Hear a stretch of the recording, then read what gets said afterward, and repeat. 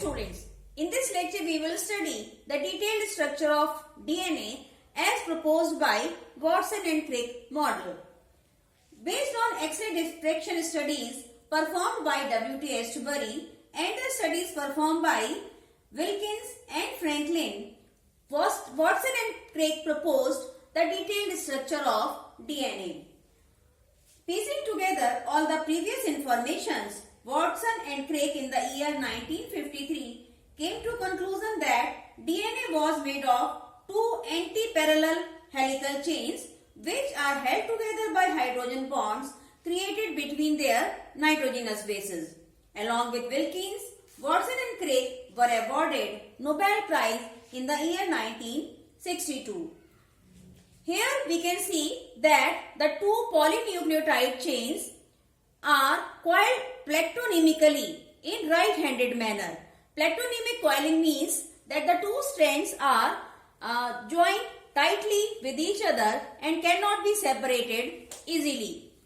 The backbone of these two polynucleotide chains is made up of alternate sugar and phosphate components.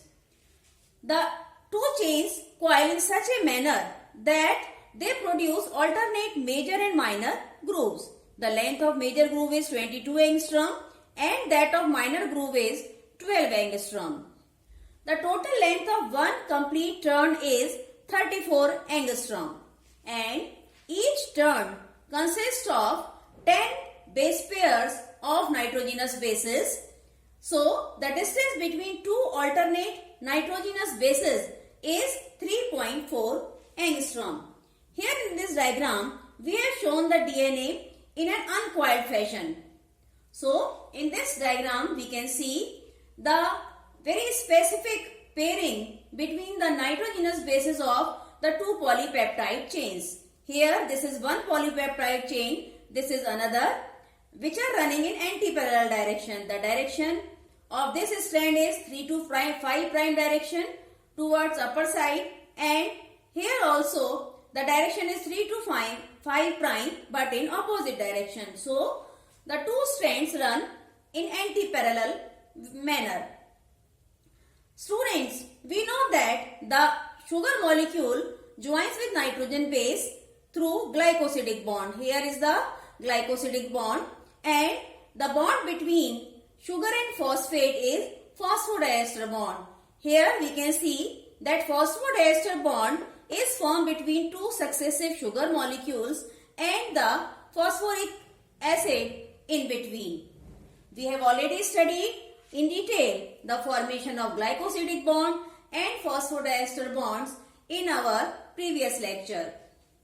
The pairing of nitrogenous bases is very specific. Adenine always pairs with thymine through two hydrogen bonds. Similarly, cytosine always pairs with guanine through 3 hydrogen bonds. Here we can see the specific and complementary pairing between the nitrogenous bases. Now we will discuss the Chargaff's rule.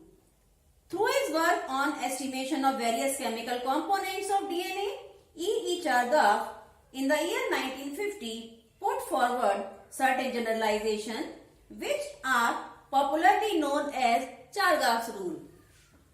According to Chargaff's rule, purines and pyrimidines occur in equal amount. So, adenine plus guanine is equal to thymine plus cytosine.